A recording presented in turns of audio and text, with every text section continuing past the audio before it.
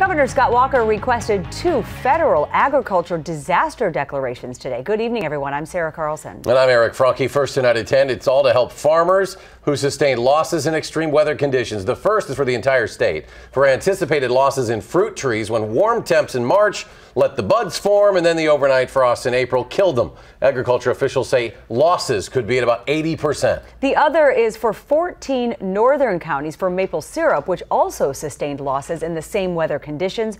Those were reported at 30%. So will you still find an apple at your favorite orchard? New at 10, the night team's Theo Keith answers that important question. Theo? Well, Eric, Sarah, it's been a weather roller coaster. A warm March, frosts in April, now no rain in weeks. So what's next? Maybe some federal relief. When you think of a disaster zone, the calm of the orchard doesn't usually come to mind. People come out to the farm and pick. But Rami Abaromia says behind that calm at Apple Garden in Fitchburg, it's been a tough year. Back when those 4 cold nights were coming, I was thinking we were going to be with a fat 0. It didn't turn out that bad. Abaromia is planning on a 60% apple crop. He says he won't need the federal aid, but he is cutting his labor costs. There's only so much you can do with apple trees because they're still growing. You got to keep them healthy, no matter if you got a 10% crop or 120% crop. We're right on the edge of being really serious. That's the reason Lee Jennings thinks the feds will approve Wisconsin's request.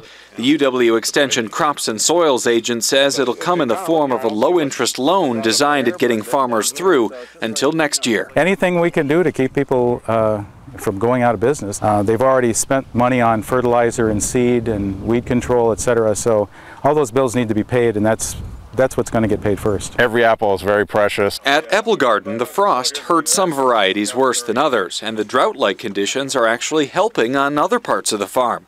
Raspberries, for one, love the dry heat. These summer berries have held up great. But still, he needs rain. Instead of dampening his spirits, it might give them a little life. You got to be an optimist. You know, you're an optimist up here, but if you talk to me, I'll find all kind of pessimistic reasons.